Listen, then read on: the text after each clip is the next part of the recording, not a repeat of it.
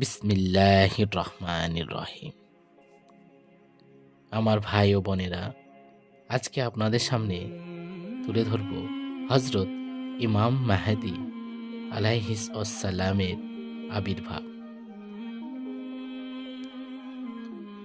হজরত ইমাম মাহদী আলাইহি সাল্লাম সৈয়দ বংশ সম্ভূত হজরত ফাতেমা জহরা রাদিয়াল্লাহু তাআলার বংশধর হবে।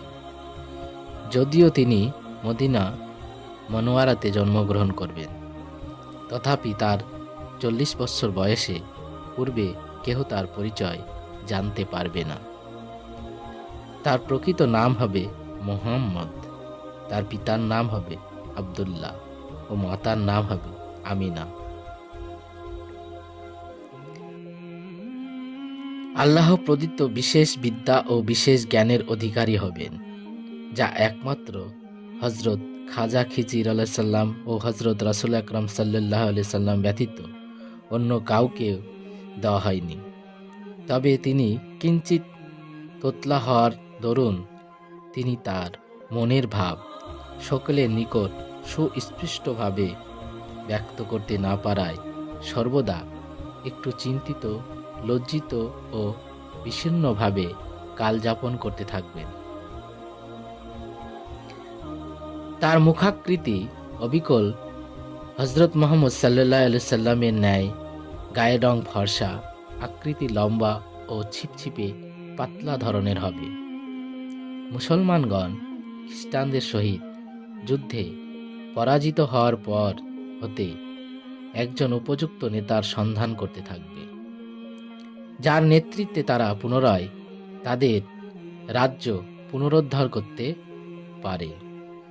হজরত রাসূল আকরাম সাল্লাল্লাহু আলাইহি সাল্লাম ভবিষ্যৎবাণী করেছেন যে বৎসর রমজান মাসে একইভাবে চন্দ্রগ্রহণ ও সূর্যগ্রহণ এই উভয় গ্রহণ সংঘটিত হবে, ঠিক সেই বৎসরই ইমাম মেহেদী আলাইহিস সালামের আত্মপ্রকাশ করবেন। ইতিমধ্যে এক বৎসর রমজান মাসে ঠিক উভয় গ্রহণ সংঘটিত হলে মুসলমানগণ হজরত ইমাম মেহেদীর খোঁজ করতে থাকবে। এই সুযোগে কতিপয় ভণ্ড নিজেকে ইমাম মাহদী বলে দাবি করবে, কিন্তু যিনি প্রকৃত ইমাম মাহদী তার উপর লোকে খিলাফতের বিরাট দায়িত্ব চাপিয়ে দেবে। এই আশঙ্কায় তিনি স্বীয় পরিচয় প্রদান করবেন না, বরং তিনি মদিনা হতে মক্কায় চলে গিয়ে আত্মগোপন করে খানায় কাবার তওয়াফে লিপ্ত থাকবেন।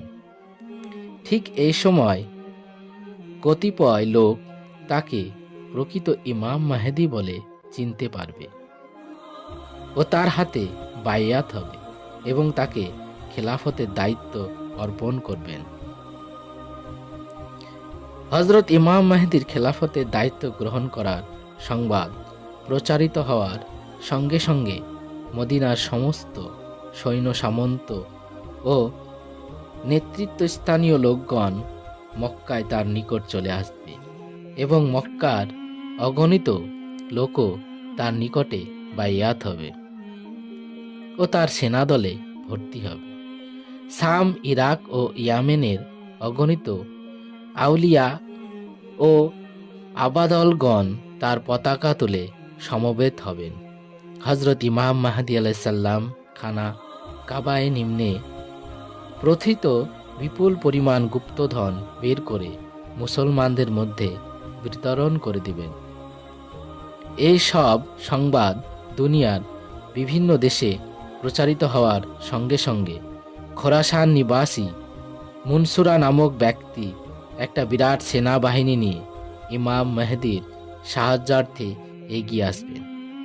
তিনি খোরাসান হতে মক্কা পর্যন্ত আগমন পথে বহু বেদুইন দলের সহিত কতিপয় খণ্ড যুদ্ধ করবেন ও তাদিগকে পরাজিত করে মক্কা এসে ইমাম মাহদীর পতাকা তুলে সমবেত হবেন। অতঃপর আবু সুফিয়ানদের বংশধর এবং মুসলমানদের পরম শত্রু লোকটি হজরত ইমাম মেহেদীর বিরুদ্ধে একটি বিরাট সেনাবাহিনী প্রেরণ করবেন। এই সেনাবাহিনী মক্কা ও মদিনার মধ্যবর্তী একটি উন্মুক্ত প্রান্তরে পাহাড়ের কোলে ঘেঁষে ছাউনি ফেলে বিশ্রাম করে কালে সবাই মৃত্তিকা গর্ভে পতিত হয়ে যাবে। ওদিকে মুসলিম সেনা দলের সংঘবদ্ধ হওয়ার সংবাদ পেয়ে খ্রিস্টানগণ পৃথিবীর বিভিন্ন দেশ হতে সৈন্য জোগাড় করে বিরাট সেনাবাহিনী গঠন করে মুসলমানদের বিরুদ্ধে যুদ্ধ করার উদ্দেশ্যে সিরিয়ায় সমবেত হবে। তাদের সেনাদলের সর্বমোট 70টি পতাকা থাকবে এবং প্রত্যেক পতাকার অধীনে 12,000 করে সৈন্য থাকবে। হজরত ইমাম মেহেদীর নেতৃত্বে মুসলিম সেনাদল দামেস্কের নিকট পৌঁছলে খ্রিস্টানদের সহিত তাদের একটা খণ্ডযুদ্ধ হবে। এ সময় মুসলিম সেনাদল 3 দলে বিভক্ত হয়ে একদল খ্রিস্টানদের ভয়ে রণক্ষেত্র পরিত্যাগ করে পালিয়ে যাবে, একদল বিপুল বিক্রমে যুদ্ধ করে শহীদ হবে এবং অপর একদল আল্লাহর অসীম রহমতে জয়লাভ করবে। অতঃপর ইমাম মেহেদী তার সেনাদল নিয়ে আবার খ্রিস্টানদের মোকাবেলা করতে অগ্রসর হবেন। মুসলিম সেনাদল সিরিয়া পৌঁছালে খ্রিস্টানদের সহিত তাদের ভীষণ যুদ্ধ বেঁধে যাবে। প্রথম দিন মুসলিম সেনাদের একদল শপথ গ্রহণ করবে যে আমরা জয়লাভ অথবা শাহাদাত বরণ ব্যথিত যুদ্ধক্ষেত্র পরিত্যাগ করব না। অতঃপর প্রথম দিনের যুদ্ধে ওই দলের অধিকাংশ সৈন্য শহীদ হবে এবং ইমাম মেহেদী সামান্য কিছু সৈন্য নিয়ে শিবিরে ফিরবেন। দ্বিতীয় দিনে আর এক দল মুসলিম সেনা পূর্ব দিনের মতো শপথ গ্রহণ করে অবতীর্ণ হবে এবং সেদিনও অধিকাংশ সেনা শহীদ হওয়ার পর ইমাম মেহেদী সামান্য কিছু সৈন্য নিয়ে শিবিরে ফিরবেন। তৃতীয় দিনও মুসলিম সেনাগণের অধিকাংশ শহীদ হয়ে সামান্য কিছু সৈন্য শিবিরে প্রত্যাবর্তন করবেন। চতুর্থ দিনে হজরত ইমাম মেহেদী অতি অল্প সংখ্যক সৈন্য নিয়ে যুদ্ধে অবতীর্ণ হবেন। কিন্তু আল্লাহর অসীম রহমতে সেদিনের যুদ্ধে অগণিত খ্রিস্টান নিহত হবে এবং যারা বেঁচে থাকবে তারাও রণক্ষেত্র হতে দ্রুত পলায়ন করবে। হজরত ইমাম মেহেদী বিজয়ী সৈন্যদেরকে নিয়ে মহা উল্লাসে তাকবীর ধ্বনি করতে করতে নগরে প্রবেশ করবেন এবং বিজয়ী সৈন্যদিগকে বিশেষভাবে পুরস্কৃত করবেন।